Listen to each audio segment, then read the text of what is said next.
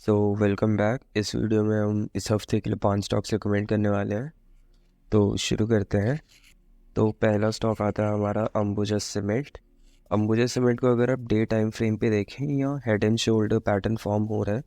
ये उतना अच्छा head and shoulder pattern form नहीं है, बट अगर आप एक डिसेंट ट्रेडर हैं, आप इसे हेड एंड शोल्डर कंसिडर करेंगे। तो एक head and shoulder pattern form हो रहा है। मैं आपको इमेज दे दूंगा हेड एंड शोल्डर की कैसी होती है।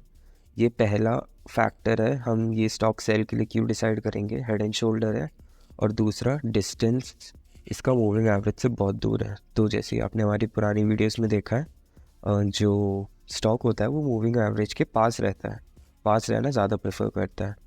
तो अंबुजा सीमेंट सेल। अगले स्टॉक की बात आती है तो वो है एयरटेल। एयरटेल में आप देख सकते हैं ये रेजिस्टेंस यहाँ बना हुआ है। रेजिस्टेंस बोल दीजिए या डबल टॉप बोल दीजिए, अगर आप इसे डबल टॉप कंसिडर करेंगे तो आपको ट्रेड कम से कम यहाँ से लेना होगा, क्योंकि यहाँ तक आए फिर आप यहाँ पर एंट्री एग्जिट टारगेट प्रेफर करेंगे। बट हम इसे रेजिस्टेंस ट्रेड ले रहे हैं। एक ये रेजिस्टेंस से हो गया पहला फैक्टर, हम इसे सेल क्यों कर रहे हैं, ये रेजिस्टेंस हो गया।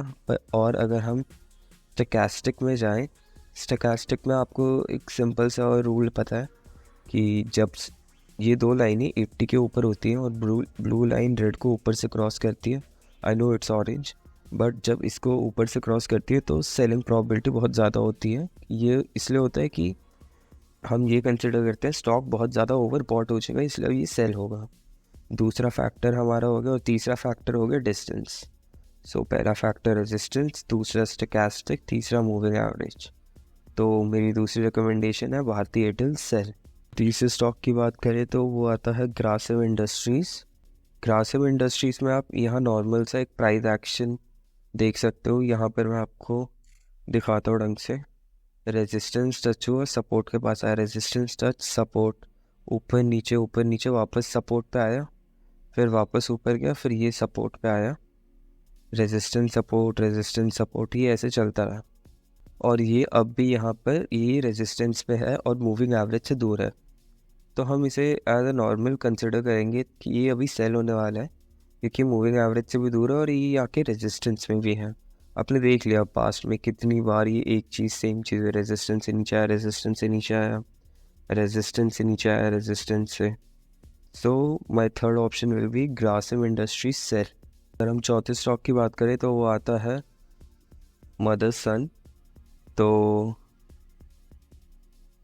इसकी ये बात है, ये देखिए यहाँ पर रेजिस्टेंस, हम मदरसन का भी हम इसे सेल में कंसिडर कर रहे हैं, क्योंकि ये वापस वही चीज़ आ गई, रेजिस्टेंस मूविंग एवरेज। आप देखिए, आप बोलेंगे कि यार ये तो बहुत सिंपल है, रेजिस्टेंस मूविंग एवरेज ये देख के। पर यार देखो, जितना सिंपल रखोगे अपना सिस्टम, उतना ही आराम से आपके पैसे बनते हैं। और हर बार कोई नई चीज़ करके नहीं होता कभी। और अगर आपको श्योरिटी चाहिए तो मेरे पिछले वीडियोस भी देख लो। पिछली वीडियोस में जो मैंने स्टॉक रिकमेंड करे, आपको लॉस कभी नहीं हुआ है।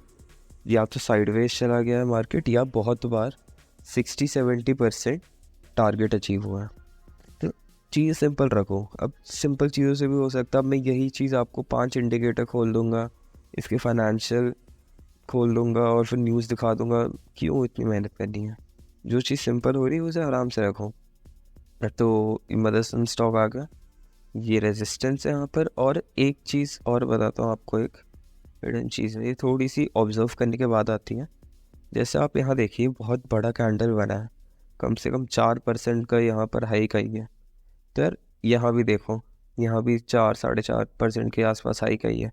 तो स्टॉक मार्केट में होता है, जब भी 60-70% ऑफ द टाइम ऐसा होता है।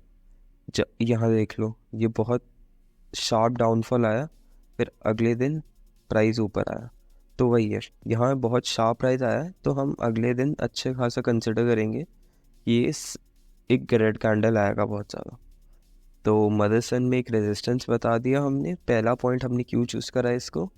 दूसरा हो गया मूविंग एवरेज, और तीसरा हो गया ये लॉजिक कि ये अचानक से इतना राइज आता है किसी स्टॉक में, तो उसे न्यूट्रल करने के लिए अगले दिन सेल होता है वो।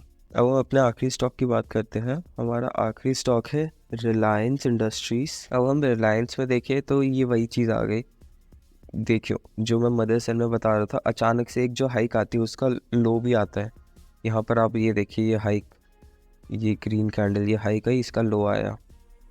और भी दिखा देता हूँ आपको, ये देखो ये वाला कैंडल, ये वाले, इसकी हाइक आई तो अगले, इसकी लो आया तो अगले दिन हाइक भी आ गया। तो हम रिलायंस इंडस्ट्रीज़ भी हम सेल में देख रहे हैं, हम बेरिश नहीं हैं, बट हमें जो हमारी एनालिसिस बोलती है हम सिर्फ वही बता रहे हैं। रिलायंस इंडस्ट्रीज़, ये रेजिस्टेंस हो गया आपका, मूविंग एवरेज से दूर है ये आपका। और आखिरी चीज़, अगर कंफर्मेशन के लिए, वैसे हमें 3-4 इंडिकेटर ऐसे मैच नहीं कर देने चाहिए, कि ऐसा नहीं होता कि जैसे रेजिस्टेंस आ गया, मूविंग एवरेज आ गया, स्टोचैस्टिक लगा दिया तो ये जाएगा ही जाएगा, ऐसा नहीं होता। बट हम हल्का सा अपने मन की तसल्ली के लिए, अब अगर हम थर्ड कंफर्मेशन देखें स्टोचैस्टिक, आप यहाँ देख सकते हैं कि यहाँ ब्लू लाइन ऑरेंज को ऊपर से कट कर रही है और ये 80 के अबव हो गया। मैंने आपको पास्ट में लॉजिक बताया कि ओवर बॉट हो गया, तो अब ये मार्केट न्यूट्रल कर रहा है। अब ये ओवर सेल नहीं, अब यहाँ सेल आएगी, सेलिंग आएगी बहुत ज़्यादा। तो अब ऐसा नहीं होता कि आप यहाँ पर स्टोचैस्टिक लगा दिया, RSI लगा दिया, फिबोनाची लगा दिया, 50 चीज़ें लगा दी। आपका एक सिस्टम होना चाहिए। आप मेनली, अगर यहाँ पर मूविंग एवरेज काम नहीं होता, अगर हम मूविंग एवरेज नहीं देखते, मैं सिर्फ रेजिस्टेंस पे भी ट्रेड कर देता हूँ। वो सिर्फ मैं वीडियो को एक्सप्लेनेशन देने के लिए आपको मैंने 3-4 चीज़ें दिखा दी कि कंफर्मेशन लेवल्स ऐसे हैं। सो यही है आज के स्टॉक्स जितने बताए। और वीडियो को लाइक करना और सब्सक्राइब कर देना, और मेरा इंस्टा पे एक पेज है उसे भी फॉलो कर देना, टीम ट्रेडर के नाम से।